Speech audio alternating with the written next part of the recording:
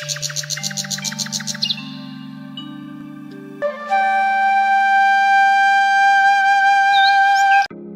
समय की बात है, एक छोटे से गांव में रामू नाम का एक गरीब किसान रहता था।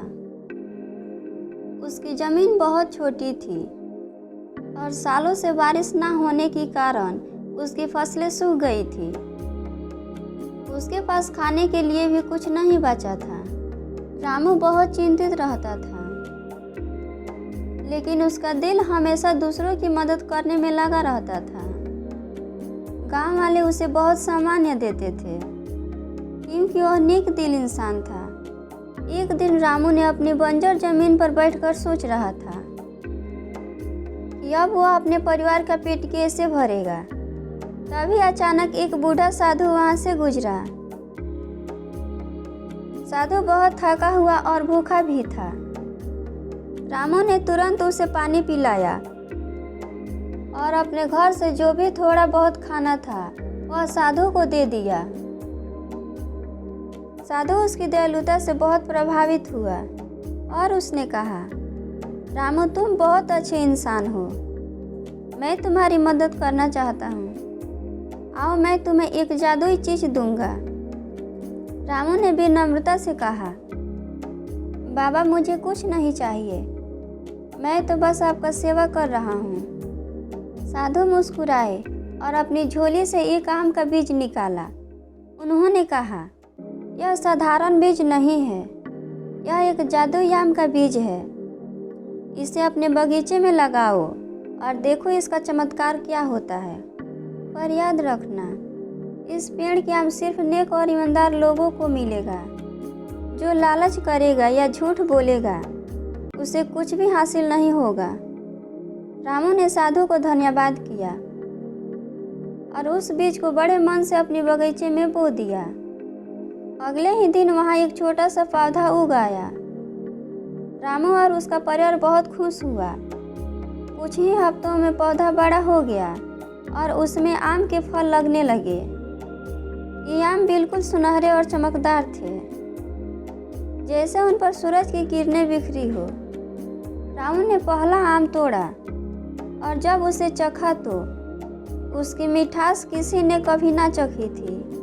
वह आम इतना स्वादिष्ट था कि रामू ने उसे अपने बच्चों के साथ बांटा। पूरे गांव में रामू के जादुई आम के पेड़ की चर्चा होने लगी। लोग दूर दूर से आम देखने और चखने आने लगे। एक दिन गांव के साहूकार, जो बहुत लालची था, रामू के पास आया। उसने कहा, रामू मुझे भी एक आम दो, मैं तुम्हें इसके बदले ढेर सारा पैसा दूंगा।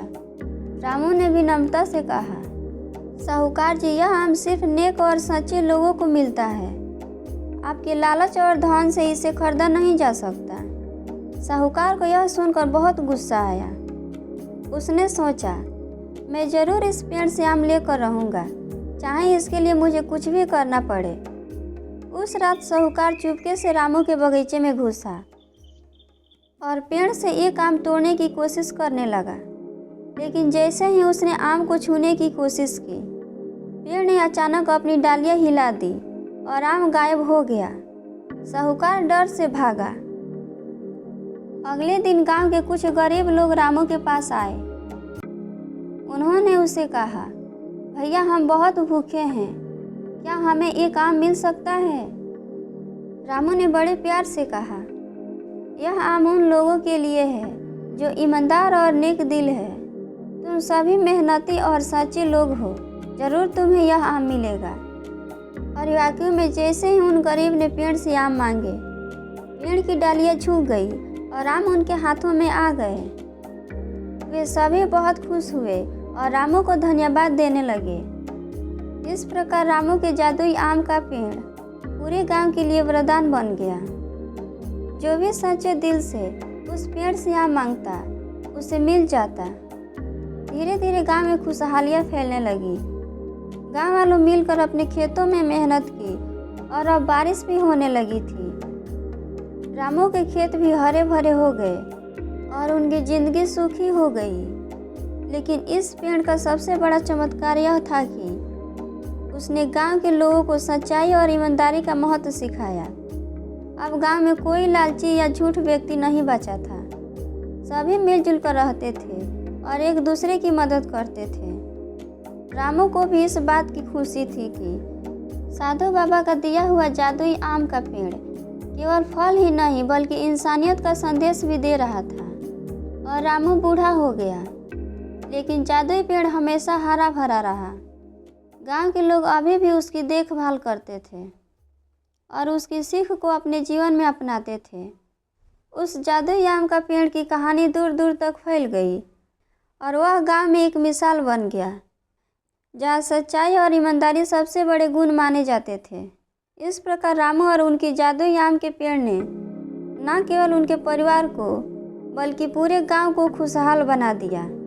और वह पेड़ आज भी वहां खड़ा है, अपनी सुनहरी शाखाओं से हर नेक दिल इंसान को फल दे रहा है। आशा है कि आपको यह छोटी सी कहानी पसंद आई होगी। ऐसे ही मज़ेदार कहानियों के लिए हमारे चैनल को सब्सक्राइब करें। धन्यवाद।